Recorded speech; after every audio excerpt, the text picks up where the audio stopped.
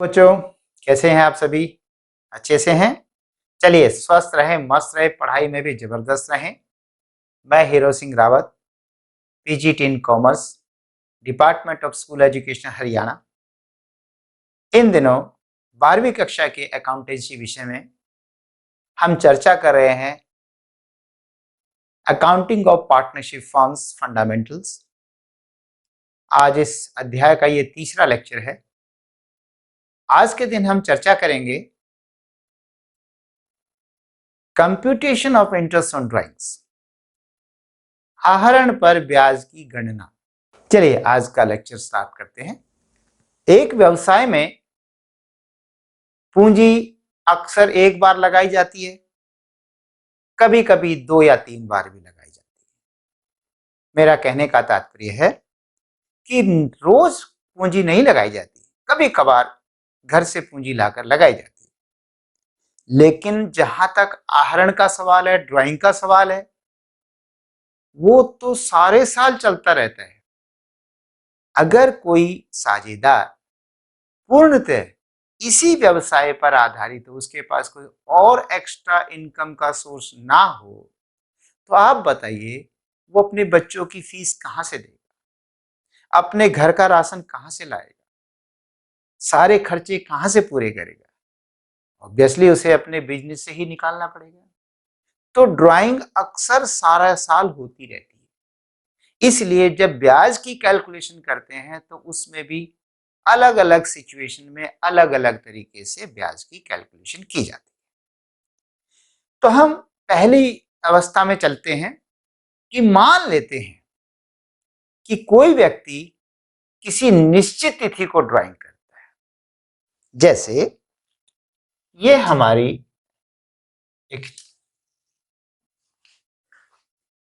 एक साल है, ये मान लीजिए।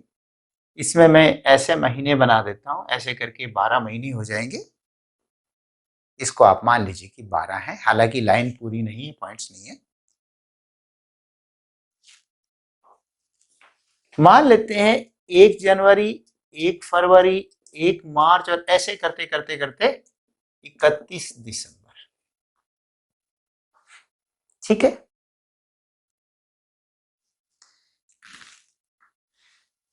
कोई व्यक्ति एक बार तो 10,000 रुपए 1 मार्च को निकालता है अपने घर खर्च के लिए, फिर वो कई दिन नहीं निकालता, फिर एक बार वो मान लीजिए यहां पर 30 1 जुलाई को, फिर 1 जुलाई को निकालता और यहां पर वो 20,000 रुपए निकालता। और मान लेते हैं कि rate of interest 10% per annum है, 10% वार्षिक ब्याज है। इस बंदे ने 1 वर्ष के दौरान मात्र 2 बार पैसे निकाले, तो कैलकुलेशन ऑफ इंटरेस्ट बताइए कैसे निकलेगा? देखिए, जो 10,000 रुपए हैं उस पर जो इंटरेस्ट निकलेगा, क्योंकि रेट 10% है, 10/100 जो रेट होगा वो रेट लगाया जाएगा, और इनटू टाइम, जो 1 मार्च को उसने पैसा निकाला उसने कितने महीने यूज किया, यहां तक कितने महीने किया, 1 मार्च से लेकर 31 दिसंबर तक। यहां पर तो सॉरी, यहां पर 1 दिसंबर है और यहां पर 31 दिसंबर। और मैं इसे 1 जनवरी से 31 दिसंबर का वर्ष मान रहा हूं, जनवरी कैलेंडर ईयर को ईयर मान रहा हूं। तो जब 1 मार्च को इसने पैसा निकाला और 31 दिसंबर तक उस पैसे का यूज किया, तो क्या उसने पूरे वर्ष यूज किया? नहीं किया ना। वो तो तब होता जब वो 1 जनवरी को पैसा निकालता। इसलिए क्योंकि जनवरी और फरवरी 2 महीने तो उसने यूज ही नहीं किया, ये 2 महीने तो यूज ही नहीं किया उसने पैसा। तो वैसे तो पूरे साल में 12 महीने यूज करता, लेकिन इधर के 2 छोड़ दो तो कितने बच गए? 10 महीने। तो 10/12। अगर बाई दी पूरा वर्ष यूज करता, जैसे एक वैसे ही कर लेते हैं कि 40,000 उसने 1 जनवरी को भी निकाले, तो 40,000 रुपए पर 10% से, क्योंकि ये पैसा कितने महीने यूज हुआ, पूरे साल, इसलिए गुना 12/12। आप कहोगे सर ये क्या सिखा रहे हो? हाँ, 12/12 एक ही तो होता है, चाहे कुछ भी मत लिखो, एक वर्ष को एक, इसको इसकी बजाय एक लिख दीजिए। तो 12 महीने और 12 महीने में से 12 महीने यूज हुआ, लेकिन दूसरी कंडीशन में केवल 10 महीने यूज हुआ, जो भी इसका इंटरेस्ट आ जाएगा। ठीक है, और फिर अगर दूसरी रकम है, ये 20,000 रुपए उसने कब निकाले हैं, 1 जुलाई को, तो कितने महीने का ब्याज बनेगा, 1 जुलाई से लेकर 31 दिसंबर तक का। तो क्योंकि जुलाई से पहले कितने महीने पूरे हो चुके, 6 महीने, और बाद में कितने रह गए, 6 महीने, तो कितना इंटरेस्ट बनेगा, 10% से 6 महीने का इंटरेस्ट, और जो भी राशि आ जाएगी ये तो कैलकुलेट कर लेंगे ना। तो इस प्रकार से एक ये इंटरेस्ट आया, एक ये इंटरेस्ट आया, एक ये आया, इन तीनों को जोड़ दीजिए, जो भी आएगा उतना उससे ब्याज ले लिया जाएगा। ये था हमारा फर्स्ट मेथड। कौन सा मेथड था, when drawing is occurred on a certain date, जब ड्राइंग किसी निश्चित तिथि को की जाती है। ठीक है, निश्चित तिथि को है तो हमने उसके हिसाब से जितना भी समय हमने उसका पैसा प्रयोग किया उतने पैसे का इंटरेस्ट। क्लियर है बच्चों? अब हम चलते हैं नेक्स्ट पॉइंट पर कि यदि कोई ड्राइंग कभी कभार करने की बजाय हर महीने करे। क्यों करे हर महीने? क्योंकि मैंने बताया ना, उसको अपने घर खर्च चलाने के लिए पैसा चाहिए, तो कहता है जी मेरा एक आधी बार पैसा निकालने से काम नहीं चलता, मुझे तो हर महीने चाहिए। हाँ, ऐसा करो, हर महीने में एक निश्चित राशि निकाल लूंगा। चलिए जी, इसको करके देखते हैं। दूसरा है बच्चों, अगर वो हर महीने पहली तारीख को 1000, 1000, 1000 एंड सो ऑन 1000 रुपए निकाले। कब निकाले? 1 जनवरी को, 1 फरवरी को, 1 मार्च को, और ऐसे ही हर महीने चलते चलते 1 दिसंबर को। ये बाकी बीच के आप लिख लेंगे ना, तो हर महीने ऐसे करते करते वो निकालता है। ठीक है बच्चों? अच्छा जी, 1000 रुपए यहां निकाला, 1000 यहां, 1000 यहां, और इन महीनों में भी निकालता रहा, और 1000। बताइए कितनी राशि निकाली एक वर्ष में? आप कहोगे सर 3000 और एक 4000। नहीं बच्चे, मैंने बीच में लिखा नहीं है, थोड़ा समय बचाया है, पर इसका यह अर्थ थोड़ा है कि निकाला नहीं है, हर महीने की एक डेट, फर्स्ट डेट को निकाला है। तो क्योंकि हर महीने निकाला है, कितने महीने होते हैं, 12 महीने, 12 महीने में हर महीने निकाला तो 12,000 हो गए। तो उन्होंने ड्राइंग कितनी कर ली, ड्राइंग 10। ये ड्राइंग्स, ठीक है बच्चा, ये ड्राइंग्स।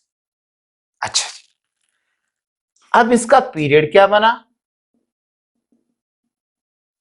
ये 12 महीने यूज हुआ, क्योंकि जब 1 जनवरी को निकालोगे तो पूरे साल का ब्याज बनेगा, 12 महीने का है। ये देखिए, इसका 12 महीने का, फिर ये 11 महीने, फिर 10 महीने, फिर 9 महीने, 8, 7, 6, 5, 4, 3, ऐसे चलेगा।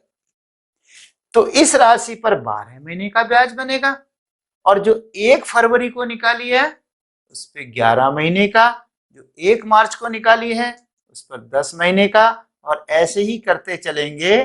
तो करते करते जो 1 दिसंबर को निकाली, यहां पर राशि निकाली होगी, उस पर 1 महीने का ब्याज बनेगा।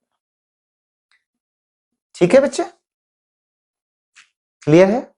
आइए करते हैं कैलकुलेट। पहली राशि 1000 इंटू 10% इंटू कितने महीने का, 12 महीने का। कितने महीने टोटल, 12 महीने, यानी साल में 12 महीने। कितना आया, एक जीरो इससे कट गई, एक जीरो इससे कट गई, 12 से 12 कट गया और 100 रुपया। फिर जो दूसरी राशि है इस पर बनेगा 1000 रुपए का 10% से कितने महीने का बचे, 11 महीने का, जो भी राशि आ जाए कैलकुलेट कर देना। अब इस राशि पे बताओ कितना इंटरेस्ट बनेगा, 1000 रुपए पर 10% से 10/12 महीने का, साल में ये नीचे वाला साल और ये कितने महीने यूज हुआ। अक्सर बच्चे नीचे वाला भूल जाते हैं, ये गलती करते, तो 10 और जो भी इसका आंसर आ जाए। इसी प्रकार जो लास्ट मंथ में निकाली गई है 1000 इंटू 10% इंटू 1/12 जो आ जाए, और जब इन सब का जोड़ करोगे तो वो आपका इंटरेस्ट कैलकुलेट हो जाएगा। क्लियर है? कुछ थकावट सी महसूस नहीं हो रही? क्योंकि ये 12 बार करना पड़ेगा, है कि नहीं? और ये तो मैंने बहुत आसान क्वेश्चन लिया है, 1000 बाई दीजिएगा, इसकी जगह 1235 रुपीज हो तब और भी प्रॉब्लम आ जाएगी। जहां 10% रेट है वहां 7.3% हो या 5% हो तब और भी दिक्कत आ जाएगी। पर चलिए एक मेथड है, हाँ मेथड सॉलिड है कि आंसर सही निकलेगा। ठीक है बच्चे, चले आगे। इस प्रकार से आप इंटरेस्ट निकाल सकते हैं। ओके, और ये जो आंसर आएगा इसका 650 आंसर आएगा। ये मैंने किया हुआ है, आप अपने घर पर थोड़ा सा समय लगाकर कर सकते हैं, और मैं तो चाहता हूं एक बार जरूर करके देखिए, ताकि एक कॉन्फिडेंस बढ़ता है कि हाँ ये बिल्कुल ठीक है। ओके, अब हम दूसरा क्वेश्चन कर रहे हैं। यदि ड्राइंग प्रत्येक मास की अंतिम तिथि को की जाए, बजाय पहली तारीख के आखिरी तारीख को की जाए, तो देखिए पहली बार 1 जनवरी को नहीं 31 जनवरी को ड्राइंग की जाएगी, दूसरी बार 1 फरवरी को नहीं 31 फरवरी को। अरे ये क्या, 31 तो होती ही नहीं, ओके 28 होगी या 29 होगी, तो 28 फरवरी सही, फिर 31 मार्च को, और फिर 30 अप्रैल, 31 मई, 30 जून, ऐसे जो महीना जब अंत होता है, और लास्ट टाइम कब निकलेगा, 31 दिसंबर को।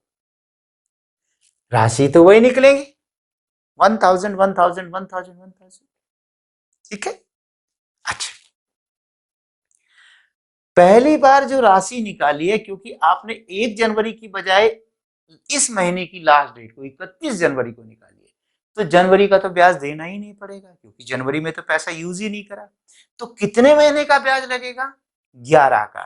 तो जहां ये 12 था वो 11 हो जाएगा, और जहां ये 11 था ये 10 हो जाएगा, और ये 10 था ये 9 हो जाएगा, और ऐसे करते करते करते आखिरी महीने में जो 31 दिसंबर को यहां पर पैसा निकाला लास्ट डेट को, उस पर कितने महीने का ब्याज बनेगा, 0 मंथ का।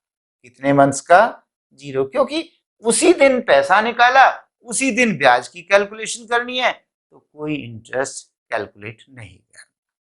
ओके, चलिए आप कैलकुलेशन करते हैं। ऐसा करते हैं, ये करा कराया है मेरा, अगर मैं इसको छोड़ दूं 12 वाला तो बाकी ठीक चल जाएगा। बस इतना फर्क पड़ेगा, ये मुझे एरो यहां दिखाना पड़ेगा और इसका एरो यहां हो जाएगा, एक और नीचे आ जाएगा 1000 इंटू 10% इंटू 9/12, और लास्ट मंथ में 1 की बजाय 0/12। और जब ये सारा मल्टीप्लाई और अगर एक 0 हो जाए तो सब 0 हो जाता है, पता है ना ये बात। यानी लास्ट मंथ में 0 इंटरेस्ट आएगा, यहां तो पता ही चल गया 0 आएगा। ठीक है बच्चे, ऐसे करके आपको 12 बार कैलकुलेट करना पड़ेगा, और करने के बाद जो उसका आंसर आएगा 650 की बजाय 550 आएगा। बस ठीक है, जो इससे पहले वाला क्वेश्चन किया था उसी तरह से है, सिर्फ फर्क पड़ा है तो सिर्फ डेट का फर्क पड़ा है, और डेट का फर्क पड़ेगा तो महीनों का फर्क पड़ेगा। ठीक है बच्चों, चले आगे। ओके, ये दो तरीके थे हमारे, सॉरी ये दो, मतलब महीने की पहली तारीख को करें, महीने की आखिरी तारीख को करें। अच्छा, एक और करके देखते हैं, क्या इसकी बजाय कोई छोटा तरीका नहीं है ना?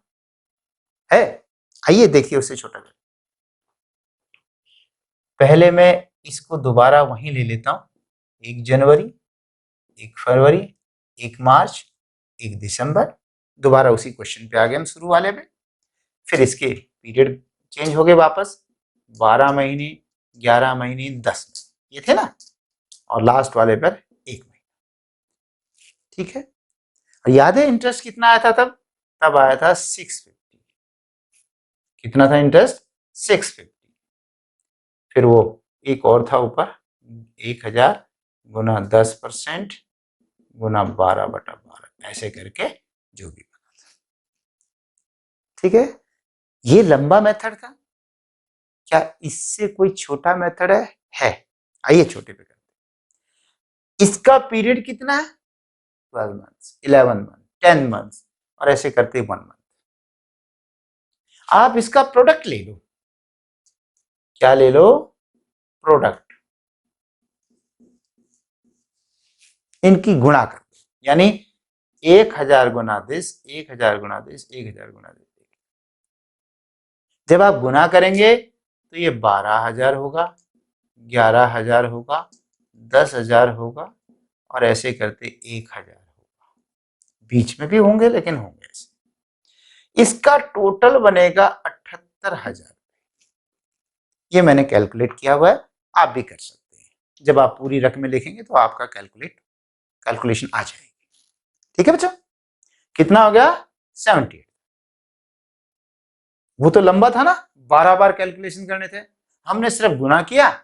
अब देखिए इसका इंटरेस्ट कैसे निकलता है। इंटरेस्ट जो 78,000 है प्रोडक्ट, जो प्रोडक्ट है 78,000 इंटू 10% इंटू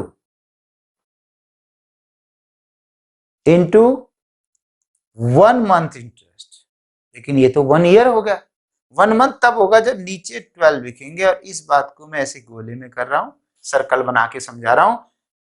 1 मंथ का इंटरेस्ट, यानी इस रकम का 1 मंथ का इंटरेस्ट, 1 मंथ का इंटरेस्ट इस रकम का उतना ही ब्याज बन जाएगा जितना इसका 12 महीने का, इसका 11 का, इसका 10 का, इसका 9 का, इसका 1 का बनेगा। यानी जो 12 बार कैलकुलेट करके निकलेगा वो आपका इसका इस राशि का 1 महीने का निकल के आ जाएगा। करें, चेक करें। एक जीरो से एक जीरो कट गई, एक से एक कट गई। 12 1 जा 12, 12 6 जा 78, नहीं 72, और बच गया 60, 12 5 जा 60 एंड 650। लीजिए 650। देखिए आया कि नहीं वही का भाई? आप कहोगे सर ये अच्छा है, फिर तो ये करने की जरूरत नहीं है। बिल्कुल, मेरा काम था एक बार समझाना। अब इसकी जरूरत नहीं है इस मेथड को करने की, आप इसकी जगह ये कर सकते हो। दोनों में सेम आएगा, बस आपको प्रोडक्ट लेना है, प्रोडक्ट लेके। ठीक है, अच्छा जी। इसी तरह वो अगर महीने का अंत होता तो उसका भी उसी तरीके से आता। उसमें क्या होता, 1 जनवरी की बजाय 31 जनवरी, एक इसकी बजाय 28 फरवरी हो जाता, फिर ये 31 मार्च हो जाता, ऐसे करके ये 31 दिसंबर हो जाता। तो इस पर कितने महीने का ब्याज बनता? 11 महीने का। तो क्या हो जाता है? 11,000। ये होता 10 महीने का, ये होता 10,000। ये होता 9 महीने का, ये बनता 9,000, और ऐसे करके ये होता 0 मंथ का, ये होता 1000 इंटू 0 0। तो इसका जो टोटल बनता फिर 78 की बजाय 66,000 बनता है बच्चे। अब इंटरेस्ट कैलकुलेट करें इसका, 66,000 इंटू 10% इंटू 1/12 मंथ्स। तो एक जीरो इससे कटेगी, एक जीरो इससे कटेगी, 12 पंजे 60, 66 है, फिर 6 बचा, 12 पंजे 60 और एक जीरो थी, 550। याद है मैंने कहा था कितना इंटरेस्ट आता था उसका, 550। ठीक है बच्चे, अब देखिए आपने पहले लंबे मेथड से किया, अब उससे शॉर्टकट, और इस मेथड को प्रोडक्ट मेथड भी कहते हैं क्योंकि इसमें गुणन फल किया जाता है और उसके आधार पे निकाला जाता है गुणा करके। ठीक है, चलिए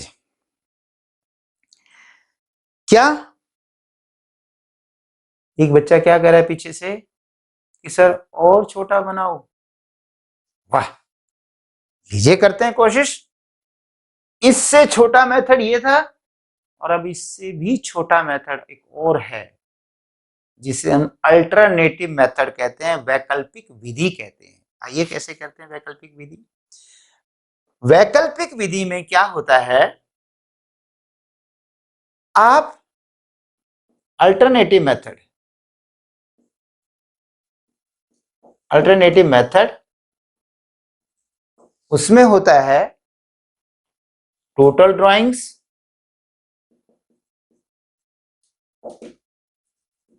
into rate by 100 into time, average period कह लीजिए इसको, average period,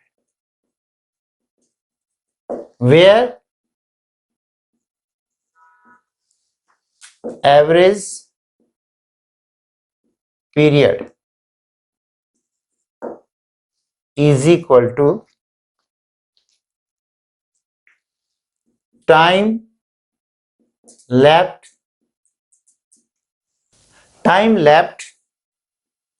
after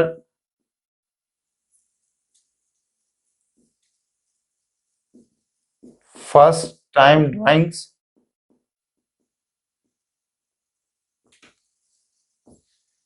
plus time left after last time drawings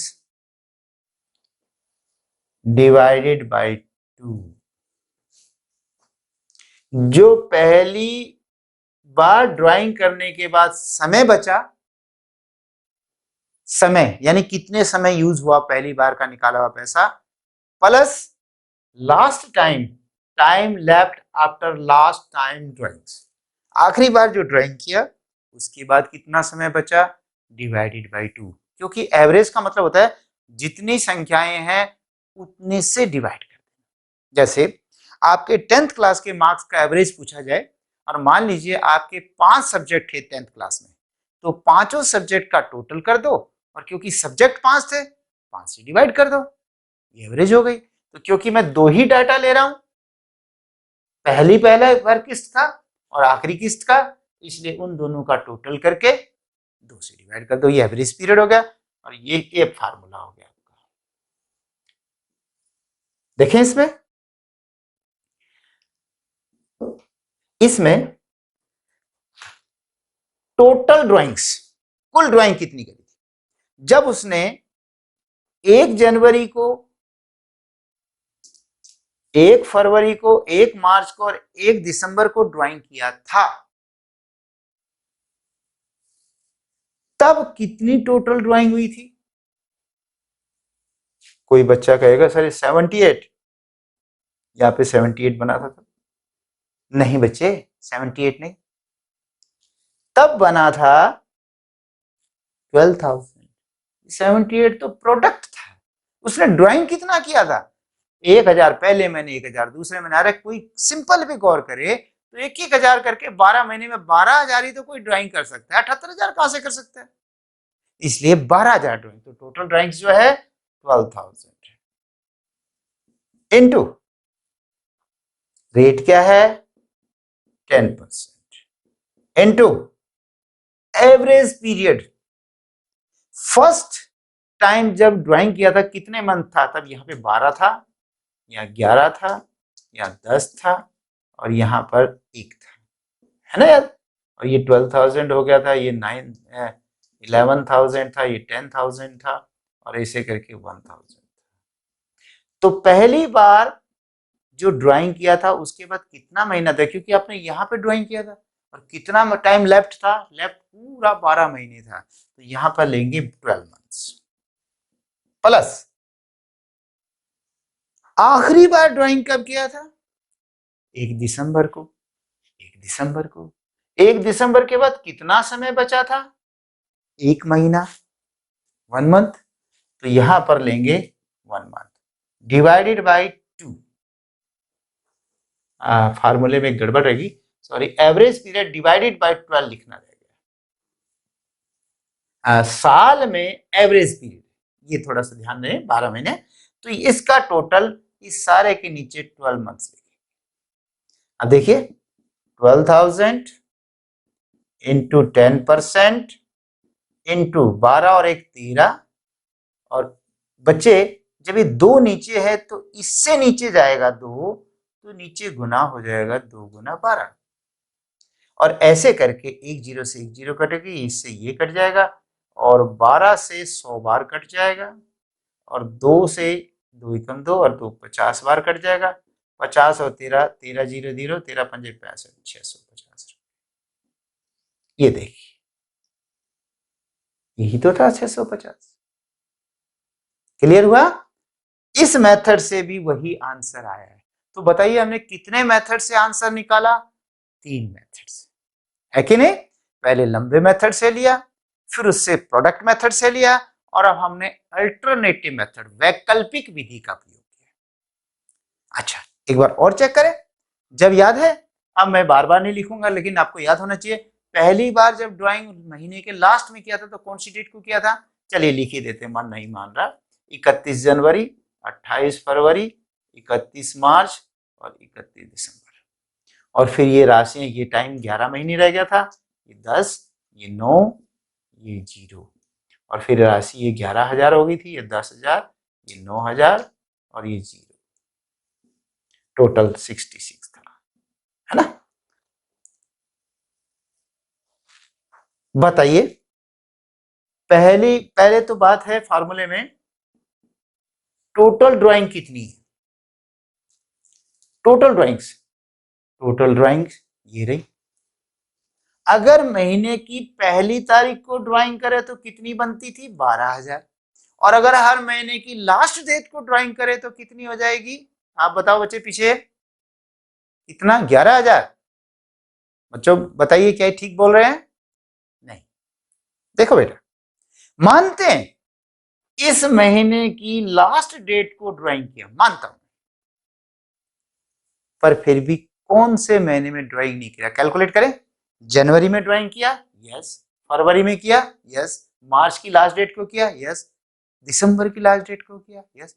कौन सा मैंने नहीं किया, हर महीने किया, तो ड्राइंग तो 12,000 ही आएगी। वो बात ठीक है, पहली बार की ड्राइंग पे इंटरेस्ट कम हो जाएगा, ये मैं मानता हूं, हर महीने में थोड़ा चेंज आ जाएगा, लेकिन ड्राइंग के मामले में तो 12,000 ही रहेगा। तो कुछ बच्चे ये गलती कर जाते हैं, वो सोचते हैं अगर महीने के शुरू में ड्राइंग की तब तो 12,000, और महीने के अंत में ड्राइंग करी तो 11। नहीं बच्चों, ड्राइंग तो 12 ही बनेगी, ठीक। तो पहली बात, ड्राइंग तो 12,000 ही रहेगी। दूसरी बात, 12,000 में रेट 10% रहेगा, ठीक है। एवरेज पीरियड, नीचे तो मैं 12 लिख ही दूं, लेकिन एवरेज पीरियड, पहली किस्त पर कितने महीने का ब्याज बनेगा, 11 महीने का, 11 महीने का, प्लस आखिरी किस्त पर कितने महीने का बन रहा है, 0 महीने का, लेकिन एवरेज निकालने के मुझे 2 से भाग करना पड़ेगा, थोड़ा बड़ा लिख देते हैं, 11 month plus 0 month divided by 2 और डिवाइडेड बाई 12, ठीक है, डिवाइडेड बाई 12। अब देखिए 12,000 गुना 10% गुना 11 प्लस 0, 11 ही, और बच्चे बताया था ना, 2 ऊपर से नीचे आ जाएगा तो 2 नीचे गुना हो जाएगा 12, और जब आपका 1 0 इससे कट जाएगा, 1 0 इससे कट जाएगा, 12 से 100 बार कटेगा, और 2 से 50 बार कटेगा और 11 11 0 0 11 पंजे 50 55 550। याद आया उसमें कितना इंटरेस्ट आया था, वहां भी 550 आया था। सो आप देखिए कि दूसरे मेथड से करने से भी, वैकल्पिक विधि से करने से भी आंसर सेम आ रहा है। क्लियर हो गया? ठीक है, चलिए अब आगे चलते हैं। अब आप कहेंगे सर पहले मेथड से दूसरा ठीक था और दूसरे से तो तीसरा सबसे अच्छा मेथड है, छोटा सा मेथड है 5। ठीक है, बिल्कुल सही है। लेकिन बच्चे ये मेथड तभी लागू होते हैं जब इससे संबंधित सारी कंडीशंस कंप्लीट हो। और ये मेथड, इसको मैं रफ एंड टफ मेथड कहता हूं। और रफ एंड टफ होता है यानी कहीं भी उबड़ खाबड़ कैसी भी स्थिति हो सब में ठीक चलता है। ये मेथड हर जगह चल जाता है, पर ये मेथड कंडीशंस लागू हैं उनको पूरा करते तब चलता है। तो आप इसका मतलब है कंडीशन भी जाननी होगी, कौन सी कंडीशंस हैं। आइए मैं बताता हूं conditions for this method using this method.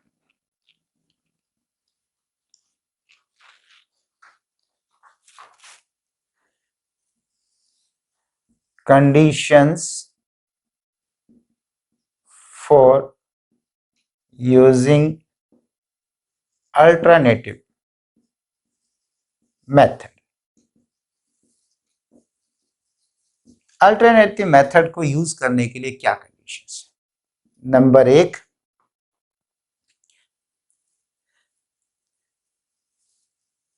Gap between two installments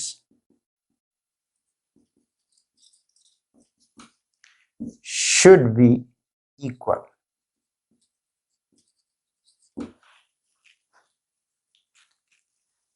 दो किस्तों के बीच में गैप बराबर होना चाहिए। Gap between two installment should be equal, मतलब ये जो किस्त है, ये पहली किस्त, ये दूसरी, ये तीसरी, चौथी, पांचवी, इनके बीच में गैप बराबर होना चाहिए। फिर नहीं समझे? बराबर का मतलब है 31 जनवरी को निकाला, ठीक है, फिर 28 फरवरी को निकाला तो पूरा 1 महीना, फिर 31 मार्च को निकाला तो फिर 1 महीना, फिर 30 अप्रैल को निकाला फिर 1 महीना, फिर 31 मई को निकाला 1 महीना, और सारे साल आपका गैप बराबर आ रहा, महीना महीना महीना महीना। अच्छा, इसमें चल जाएगा और ये यहां पर एक कंडीशन को फुलफिल भी कर रहा है। अगर क्या 2-2 महीने का गैप हो तब भी चलेगा? हाँ चलेगा, क्योंकि गैप 2 महीने 2 महीने 2 महीने 2 महीने। क्या 3-3 महीने का गैप हो तब भी चलेगा? हाँ चलेगा ना, 3-3-3 12 महीने में 3-3 के 4 पार्ट बन जाएंगे। क्या 4-4 के महीने में? बिल्कुल चलेगा, बिल्कुल चलेगा। अच्छा, नंबर 2, दूसरी condition, amount of each instalment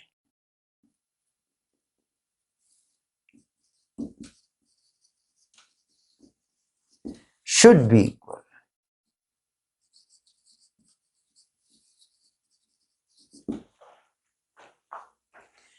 प्रत्येक जो इंस्टॉलमेंट है यानी जो भी आप ड्राइंग कर रहे हो शुड बी इक्वल, उसकी राशि बराबर होनी चाहिए। मतलब 1000 1000 1000 1000 चलेगा, 1000 1000 3000 1000 1000 1000 नहीं चलेगा। एक बार भी 12 महीने में अगर आपने राशि कम या ज्यादा कर दी तो ये मेथड, अल्टरनेटिव मेथड नहीं चल सकता। ये प्रोडक्ट मेथड तो 100% चलता है, तो रफ एंड टफ है, पर ये मेथड के यूं समझ लीजिए ब्रेक फेल हो जाते हैं, ये मेथड नहीं चलता है। क्लियर है बच्चों? तो बच्चों ये दोनों कंडीशन जब तक फुलफिल नहीं होंगी आपका अल्टरनेटिव मेथड काम नहीं करेगा। एक छोटा सा एग्जांपल देता हूं। मान लीजिए आप कैलकुलेटर पर कुछ कैलकुलेशन कर रहे हो, अचानक लाइट चली गई, आप फिर भी बटन दबाए जा रहे हो अंधेरे में भी। फिर लाइट आ गई तो आपको दिखने लग गया कि कैलकुलेटर में क्या लिख रहे हो। तो बताइए, कैलकुलेटर कुछ तो जवाब देगा, लेकिन वो सही जवाब है इसकी कोई गारंटी नहीं है। इसी प्रकार से आप करोगे, आंसर तो कुछ ना कुछ आएगा ही, पर वो सही आंसर नहीं होगा। तो सही आंसर होने के लिए दोनों कंडीशन अप्लाई होना बहुत जरूरी है। अगर कहीं पर भी गैप में फर्क आ गया तो भी गलत हो जाएगा, और अगर कहीं राशि में फर्क आ गया तो भी गलत हो जाएगा। ठीक है बच्चों, ओके, समझ में आ गया। अब एक लास्ट मेथड रह गया कि यदि कोई व्यक्ति पूरे सारे साल ड्राइंग करता रहता बजाय महीने के, जब मन करा जितनी मर्जी करी, मन करा उतनी राशि ड्राइंग कर ली। मान लेता हूं कोई व्यक्ति यहां पर 2,000 रुपए निकालता है, फिर 10 दिन के बाद 3,000 निकालता है, फिर उसके बाद कभी 500 निकालता है, फिर कभी 20 रुपए निकालता है, कभी वो 510 रुपए या 507 रुपए निकालता है। ऐसे करके सारा साल ड्राइंग करता रहता है, यानी जब उसको जरूरत होती है। आप हंसोगे, सर ऐसा भी कोई व्यक्ति होता है जो ऐसे ड्राइंग करता है? एग्जाम्पल दूंगा ना मैं आपको। अगर आपकी किराने की शॉप है, राशन पानी की शॉप है, आपके घर में चीनी की आवश्यकता है, तो चीनी पड़ोस की दुकान से ले जाओगे या अपनी दुकान से उठा के ले जाओगे? अपनी दुकान से, क्योंकि पड़ोसी तो अगर 35 रुपए की चीनी लाया होगा और 40 में बेचता होगा तो 5 रुपए कमाएगा, लेकिन आप तो अपनी दुकान में 35 की लाए तो 35 ही तो घर लेके जाओगे। एक तो सस्ती पड़ी, दूसरा अपने बिजनेस से लेके गए, है कि नहीं? तो बच्चे, जरूरत है, जैसे जरूरत पड़े वैसे ले जाते हैं। मान लीजिए 3 पार्टनर में से एक का मित्र आ जाता है और उसके लिए वो कोल्ड ड्रिंक मंगाता है। एक दिन तो बिजनेस से चल जाएगा। मान लेते हैं कि उसका लगभग उसका मित्र आता रहता है, तो बाकियों ने ऑब्जेक्शन किया, यार ऐसा तो नहीं चलेगा कि रोज आप अपने मित्र को कोल्ड ड्रिंक पिलाते रहें। तो उसने कहा कोई नहीं, मैं अपने खर्चे से दे दूंगा। तो वहीं से वो कोल्ड ड्रिंक अपने नाम से भी दे सकते हैं। तो हुआ ना ड्राइंग 10 रुपए 20 रुपए की भी। तो बच्चे किसी भी तरह से ड्राइंग की जा सकती है। तो एक व्यक्ति सारा साल ड्राइंग करता है, सारा साल, और मैं मान लेता हूं कि टोटल उसने 10,000 रुपए ड्राइंग की पूरे वर्ष। कभी 50 रुपए, कभी 100 रुपए, कभी 200 रुपए। डेट है, मैं ये नहीं कह रहा डेट नहीं, क्योंकि डेट तो पाएंगी, लेकिन अगले ने कम से कम 200-250 बार ड्राइंग कर ली एक साल में, और टोटल ड्राइंग 10। ये टोटल ड्राइंग है, सारी मिला के 10,000। अच्छा, बताओ इंटरेस्ट कैसे लगे?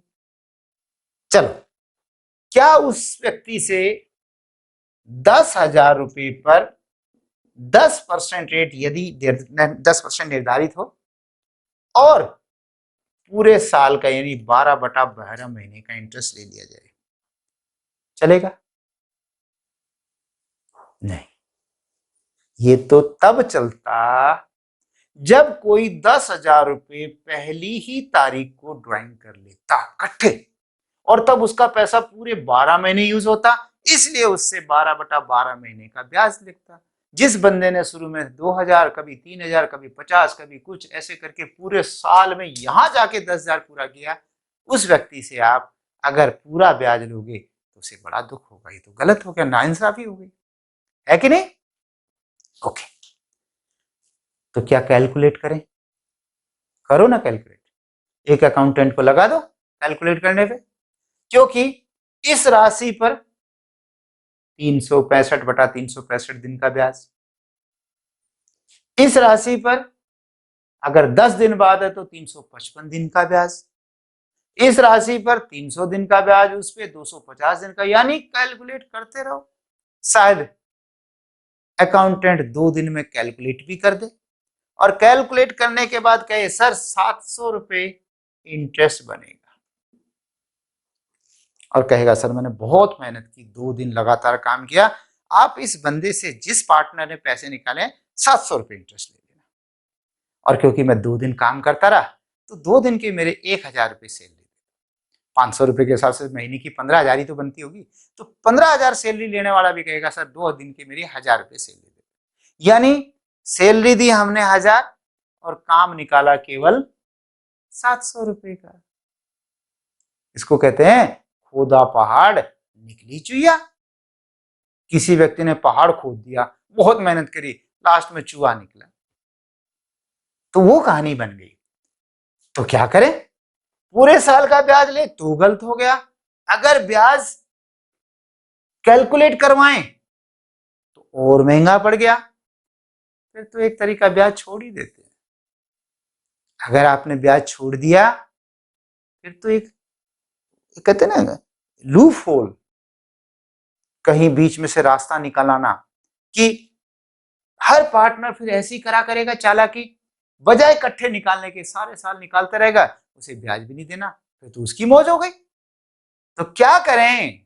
कई रास्ते बता दिए, कोई भी कामयाब नहीं है बच्चे। अगर ऐसी स्थिति आ जाती है तो क्या कीजिए आप, 10,000 रुपए उसने टोटल ड्राइंग की, ओके, इंटू 10%, ये भी ठीक है। ये जो 12/12 महीने है ना, उसको आप हाफ ईयर 6/12 कर दो, बस 6 महीने का इंटरेस्ट ले लो। ये क्या सही है? सही तो नहीं है, लेकिन लगभग मान लेता हूं जहां 700 ब्याज आया है, सपोज उसकी जगह 600 आ जाए, सपोज उसकी जगह 750 आ जाए, तो थोड़ा बहुत ऊपर नीचे हो जाएगा, लेकिन उस अकाउंटेंट को 1000 रुपए देने से तो अच्छा है 50-100 रुपए छोड़ दिया या 50-100 फालतू ले लिए। क्या कहते हैं? है कि नहीं?